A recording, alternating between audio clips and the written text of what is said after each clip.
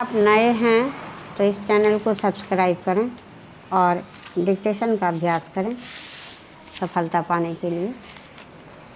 Dictation शुरू होगा 5 second में। Ready, start.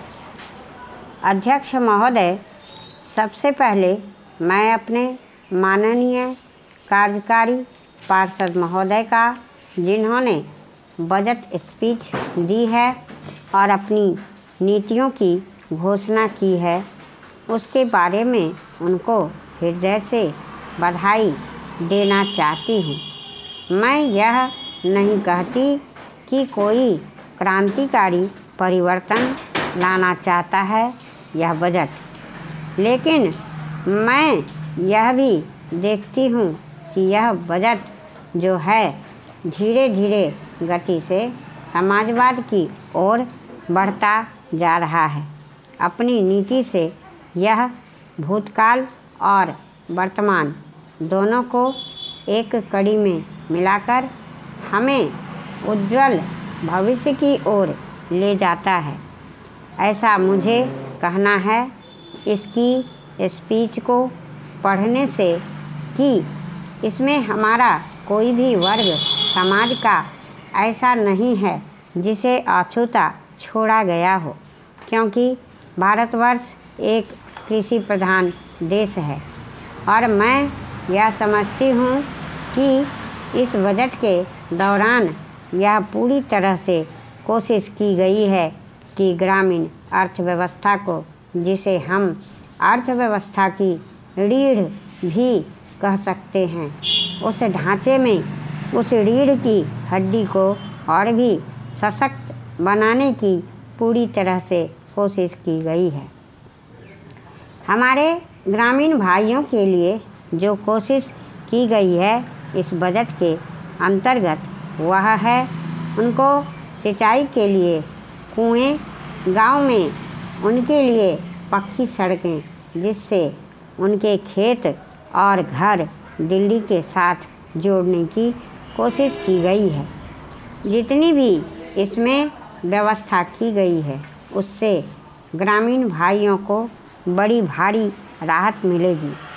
उसके अलावा ग्रामोद्योग के द्वारा जो रोजगारी का प्रबंध किया गया है उससे भी ग्रामीण अर्थव्यवस्था को एक बहुत बड़ी राहत मिलेगी। मैं इनका ध्यान इस ओर दिलाना चाहती हूँ कि जहाँ तक शिक्षा का संबंध है, इस संबंध में कोई खास प्रावधान नहीं किया गया है।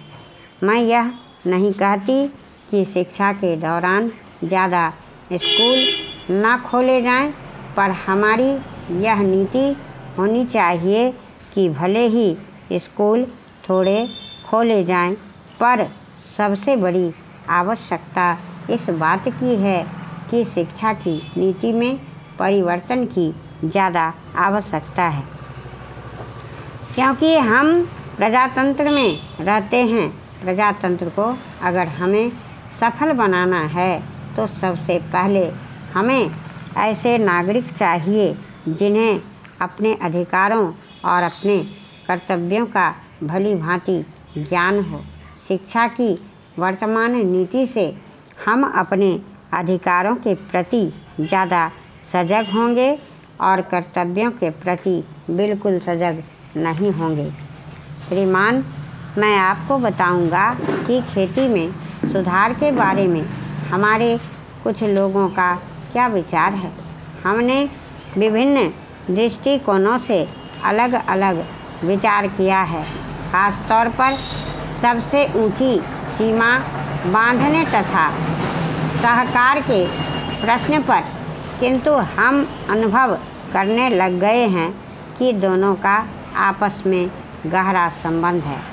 अगर हमारे देश में बड़े बड़े फार्म होते तो यह कल्पना की जा सकती है, भले ही आप इससे सहमत ना हो, कि उनका कार्य संचालन दक्षता से होता और उत्पादन भी बहुत बढ़ सकता और साथ ही साथ आधुनिक तौर तरीकों का विस्तार हो सकता।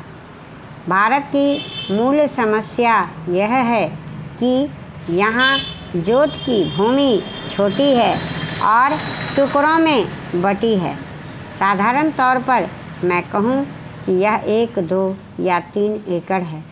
इतनी छोटी जोत भूमियों से हमारे किसान केवल अपना काम भर चला सकते हैं, लेकिन आधुनिक तौर तरीकों को अपनाने में बहुत कम प्रगति करेंगे। अब सबसे ऊंची सीमा बांध देने से ऐसा भी हो सकता है कि कुछ एक जो बड़े फार्म हैं उनमें काट छांट हो, जो कि प्रयोजन भी है।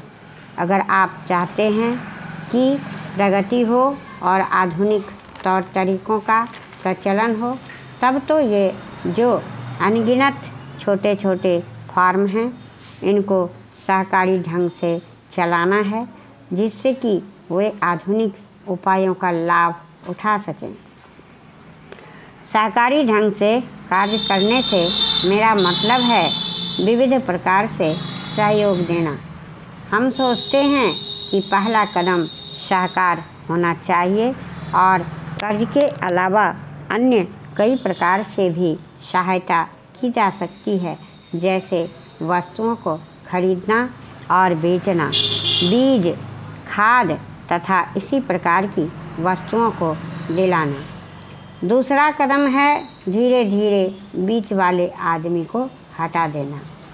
फिर दूसरी स्थिति आती है जिसको मिलजुल कर खेती करना कहते हैं, यद्यपि उसमें भूमि पर अधिकार बना रहता है। इस प्रकार का हमारा दृष्टिकोण है, जिससे अधिक सीमा की समस्या को सहकारों से अधिक जोड़ा जा सके, नहीं तो उत्पादन गिर जाने का खतरा है।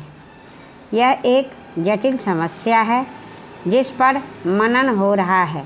सहकार से मेरा मतलब एक गांव के सहकार से है और ज़्यादा से ज़्यादा 2-3 गांव का सहकार भी हो सकता है यदि वे निकट से संबंधित हैं।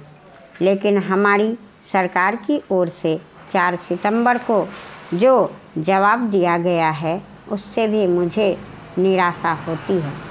हमारी ओर से कहा गया है कि यद्यपि पहले हम वहां पर असैनिक अधिकारी भेज दिया करते थे, लेकिन इस साल हमने असैनिक अधिकारी नहीं भेजे। उपाध्यक्ष महोदय, 1963 का वित्त अधिनियम सदन के सामने पेश है। इस बिल पर मुझे बोलने के लिए आपने समय दिया, इसके लिए मैं आपका आभारी हूँ। इस बिल का एक विशेष महत्व भी इसलिए भी है कि यह संकट काल में पेश हुआ है।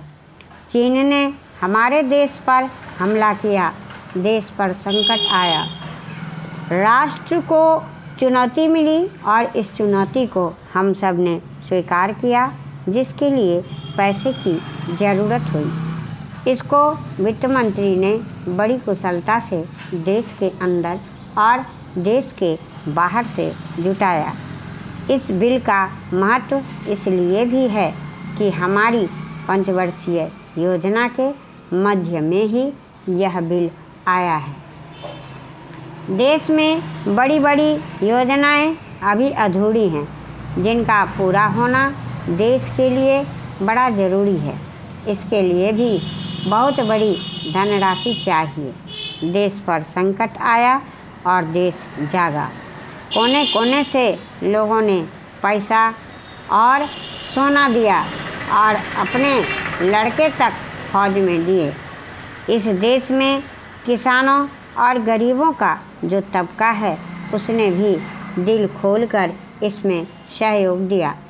उसके बाद जो उन पर अधिक बोझ टैक्स के रूप में पड़ रहा है या अनिवार्य बचत योजना के रूप में पड़ रहा है, उसको भी वे खुशी खुशी सहन करने को तैयार हैं, परंतु वे सरकार से भी कुछ चाहते हैं। वे चाहते हैं कि उनकी जो गाढ़ी कमाई का पैसा है, खून पसीने का जो पैसा है, वह फिजूल खर्ची में ना जाए और उसका सदुपयोग हो।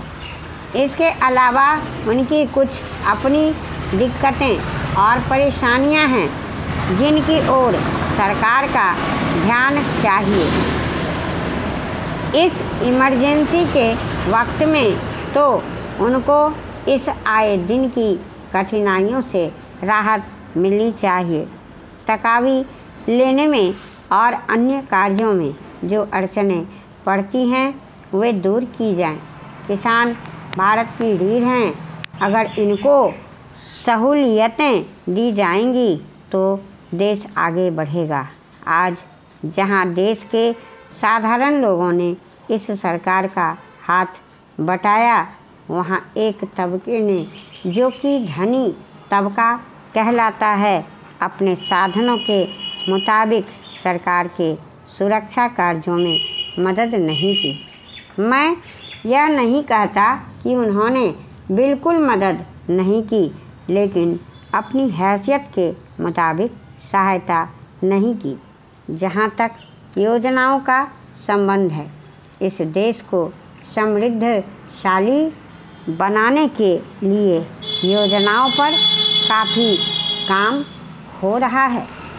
उपाध्यक्ष महोदय, इसमें कोई शक नहीं है, लेकिन कई स्थानों पर देखा गया है कि काफ़ी काम हो रहा है, जबकि कुछ को इतनी उपेक्षा की दृष्टि से देखा जाता है कि वहाँ काम ना होने के कारण वे इलाके विकास की दृष्टि से पीछे रह जाते हैं। मैं उत्तर प्रदेश की मिसाल आपके सामने रखना चाहता हूँ। वहाँ पर चाहे उद्योग धंधों की योजना हो या किसी अन्य